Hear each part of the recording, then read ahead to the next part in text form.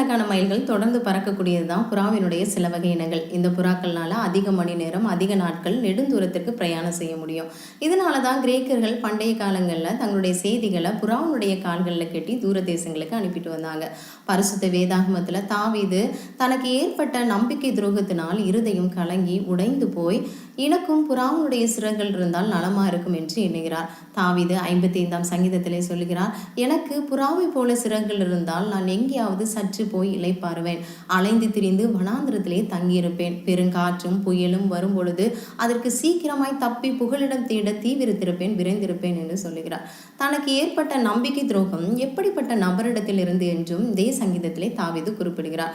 எனக்கு விரோதமாய் எழும்பினவன் என்னுடைய சத்ருவாயிருந்தால் நான் சகித்திருப்பேன்.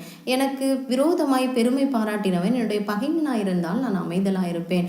எனக்கு சமமான மனுஷனும் என்னுடைய வழிகாட்டியும் என்னுடைய ஆலோசனைக்காரனும் நாம் இன்பமாய் ஆலோசனை பண்ணி கூட்டமாய் தேவாலயத்திற்கு போன என்னுடைய தோழனாகிய நீயே என்று அந்த நபரை குறித்து சொல்லுகிறார். தனக்கு ஏற்பட்ட நெருக்கமான ஒரு நபரிடத்திலிருந்து ஏற்பட்ட நம்பிக்கை துரோகத்தினால் இருதயம் உடைந்து போன தாவீது புறாவினுடைய சிறகுகளை பெற்று தொலை தூரத்திற்கு போக விரும்புகிறார். தான் தேடுகிற இளைப்பாறுதலும் நம்பிக்கையும் தனிமையிலும் தொலை தூரத்திலும் கிடைக்கும் என்று தாவீது எண்ணுகிறார்.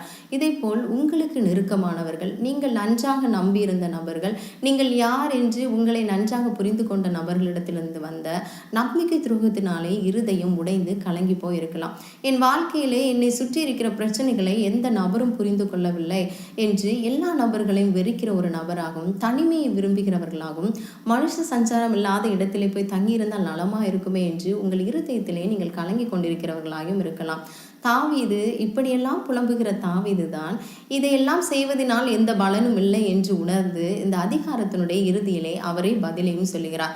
சங்கீதம் 55:22 வசனத்திலே தாவீது சொல்கிறார், கர்த்தர் மேல் உன் பாரத்தை வைத்துவிடு, கலங்கி தவிக்காதே, அவர் உன்னை ஆதரிப்பார், அவர் நீதிமானை ஒருபோதும் தள்ளாட விட்டார் என்று சொல்லுகிறார். நம்முடைய பாரங்கள் சகலவற்றையும் தேவனிடத்தில் இறக்கி வைத்து அவர் மேல் நம்பிக்கையா இருக்கும் பொழுது அவர் எல்லா விதத்திலும் நம்மை ஆதரிக்கிறவராயும் நம்முடைய நீதியை வெளிப்படுத்துகிற தேவனுமாக இருக்கிறார். நம்முடைய புறாவுடைய சிறகுகளை பெற்று நாம் தனிமையாய் செல்வதனாலோ நம்முடைய பிரச்சனைகளை விட்டு நெடுந்தூரத்திற்கு நாம் செல்வதனாலேயோ நாம் நினைக்கிற சமாதானமோ சந்தோஷமோ கிடைப்பதில்லை. ஆனால் தேவனையை நம்பி அவர் மேல் பாரத்தை வைத்து அவருடைய ஆதரிப்பிற்குள்ளே நாம் இருப்போம் என்றால் நம்முடைய வாழ்க்கையில் நாம் தேடுகிற சமாதானம் சந்தோஷமும் நம்முடைய நீதியும் அவர் விளங்க பண்ணுகிற தேவனா இருக்கிறார். God bless you.